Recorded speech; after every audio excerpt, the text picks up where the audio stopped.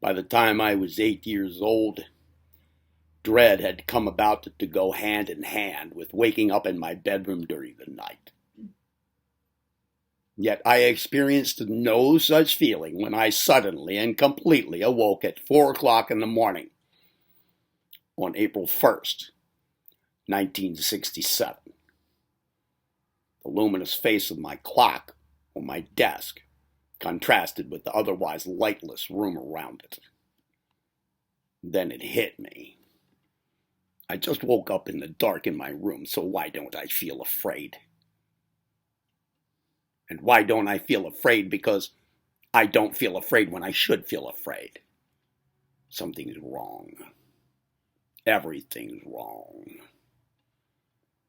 Although I was wide awake, I felt here and not here at the same time. Actually, I felt that I had become less and had receded somehow, and that from way inside my body, I could observe only.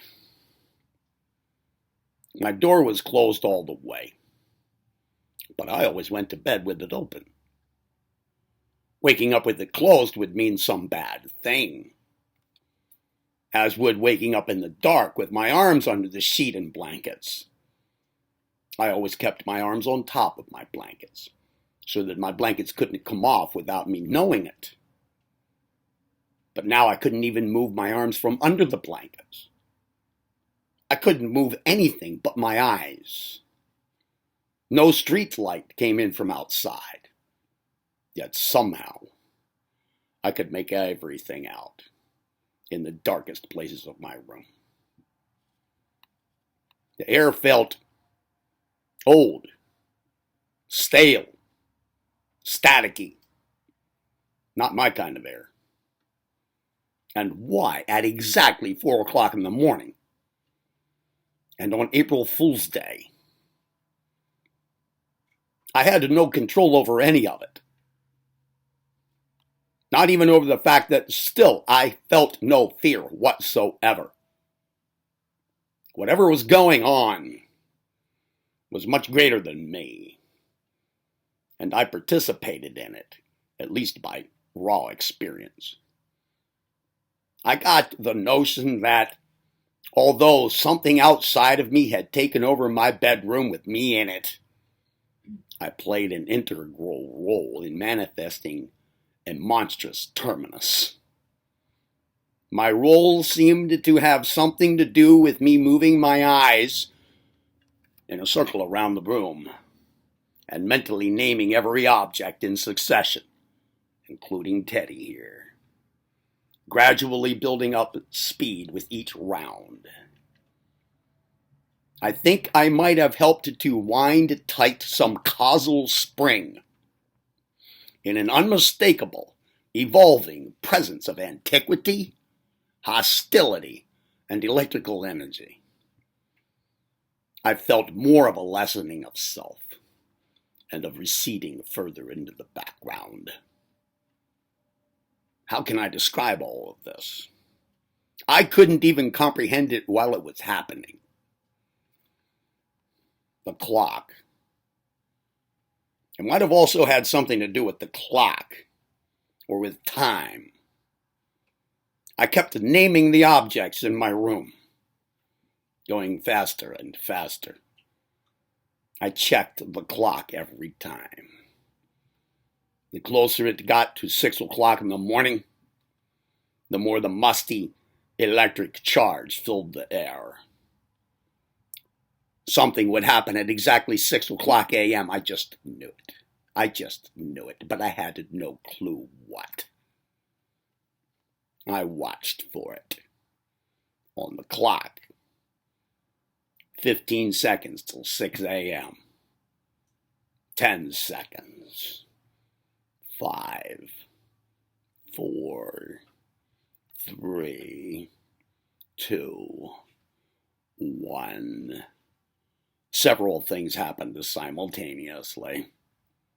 My gaze shot from the clock to the end of my bed just above my feet. A light of the same relative size, shape, and intensity as the sun flashed for an instant, right where I looked. My covers, as usual tucked in around the far end of the bed, flew violently upward and toward that far end. I could suddenly move now, and my arms responded. I caught the blankets just at the end of my reach, and all of the fear that had got put on hold up until now came crashing in and hit me hard. The fear. Although I experienced it, I still describe it as unimaginable. I felt unimaginable and consuming terror. I was fully present inside again, but now run straight through with that terror. It had all happened at once. Now an invisible force kept trying to pull away my covers fiercely. It took all I had to get them pulled back down and pressed under my chin. Other than that, again, I couldn't move now. But now because of the fear and the shock. My knuckles must have turned white almost right away, given the way I squeezed my covers in my fists. The pulling on them stopped, but I kept the tightest grip that I could. I laid there like that, unable to squeak out a cry for help. I think my racing heartbeat shook the bed. Just when I thought that the thing had finished, my covers started jerking viciously out of my fingers.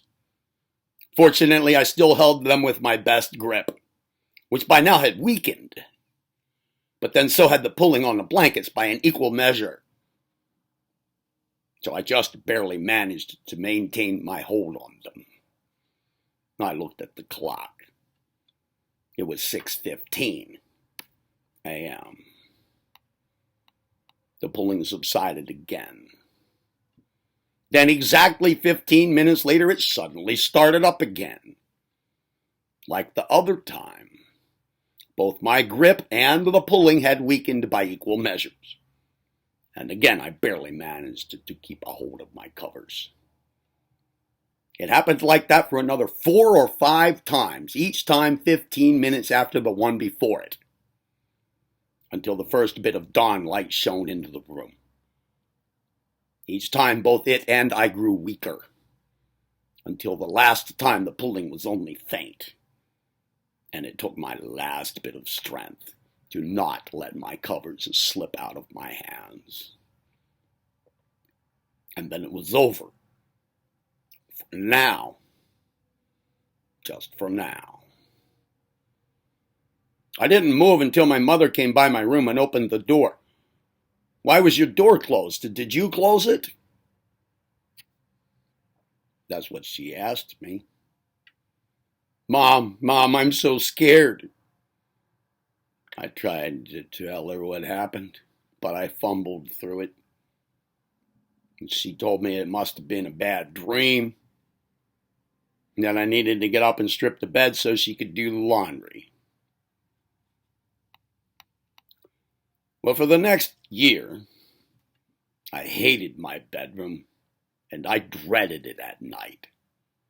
Every night I made sure that my door was open. I kept a hold of my blankets even in my sleep, which was poor. I got a nightlight and I kept it on. I wondered more about why April Fool's Day was the day. And more importantly, I wondered what would have happened if I hadn't caught my covers that night. Would they have pulled away from my bed completely and flown through the air to the other side of the room? Now here's a horrible fact. 1 year later, to the second, exactly as it happened the first time, it all happened again. And there was nothing I could do about it. Again. It started the same, and it ended the same. There was only one difference. My nightlight was off when I woke up. The first time I had ended up feeling spiritually and psychically raped. But this second time sent me into a new realm of personal impotence. I had no idea what had happened to me other than the obvious facts of the matter.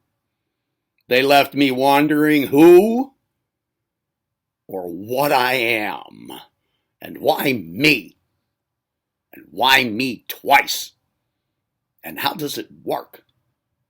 What was it?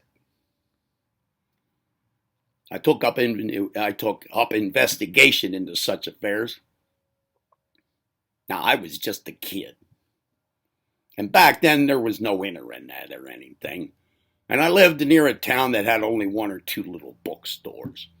So for the first several years, I couldn't find anything. I asked some teachers at school, but they didn't know. Eventually, I found some books on witchcraft and similar stuff. They were no help either. I needed to find out some deep things. I did learn about mental telepathy in one of the books, though. It was called Thoughts Through Space. I got pretty good at the telepathy, and I used it with a couple of friends regularly. Along with it, I developed an awareness to stay away from evil in any such adventures. At 17, I got sent to a youth facility because I was considered incorrigible, uncontrollable. The facility's buildings used to be a Civil War hospital, and my particular building in the complex was where they had done the surgery. There was another kid there my age, Todd Harris. He and I went down to the basement sometimes during the day to play ping pong. Neither one of us liked going down there alone, though. It felt too spooky. During the night was worse. Unfortunately, Todd and I got assigned to go down there before bedtime to clean it. Now, we had otherwise been practicing telepathy. I taught it to him. One night we practiced it in the basement after we got done cleaning. Then Todd stated that he wanted to do telepathy with whatever ghosts were down there. I told him no, that could be dangerous.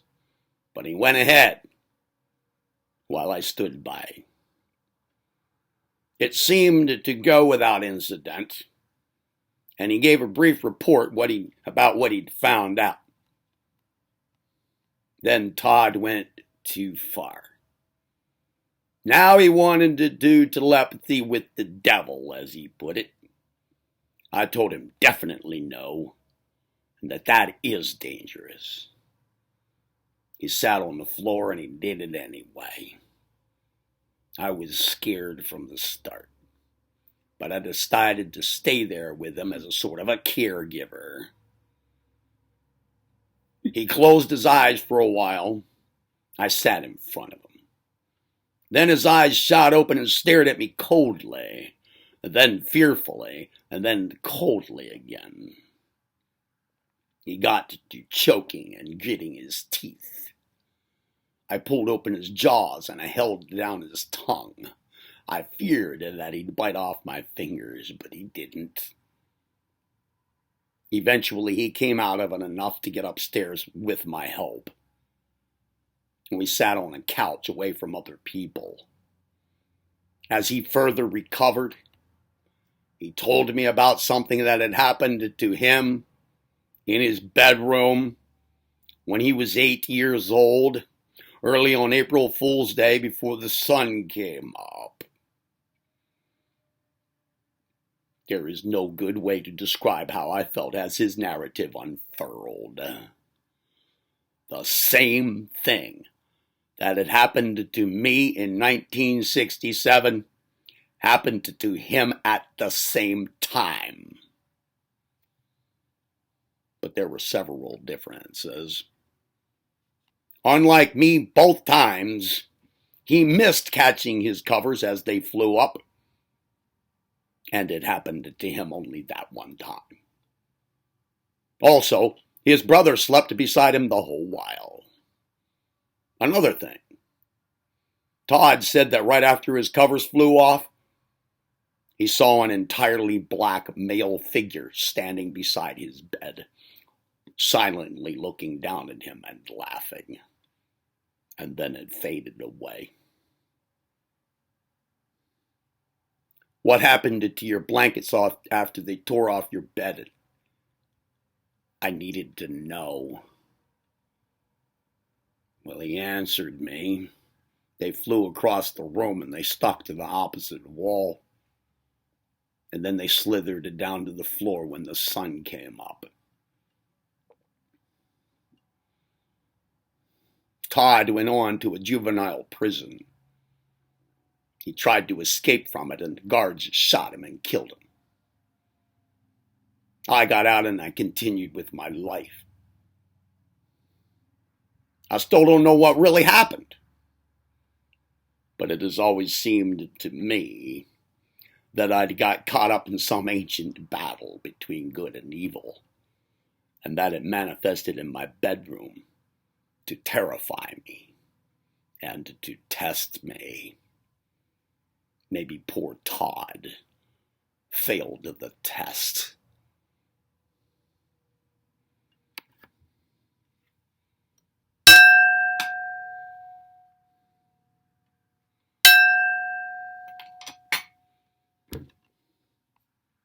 Thank you for listening to Uncovered, friends.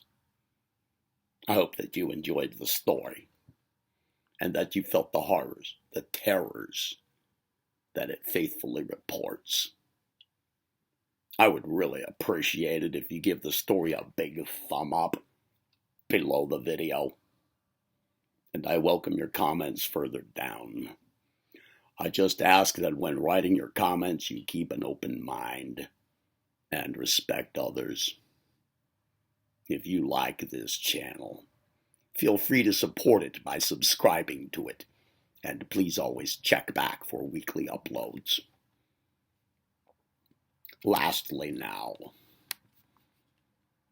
amid the noisy, confusing haste of this old world, its ghostly shadows of the past, and its vague uncertainties about the future, strive to stay alive, to be well, and to find peace in your restless souls. I'm Turk Strongman. Thank you for turning to Tunnel of Dark Narrations.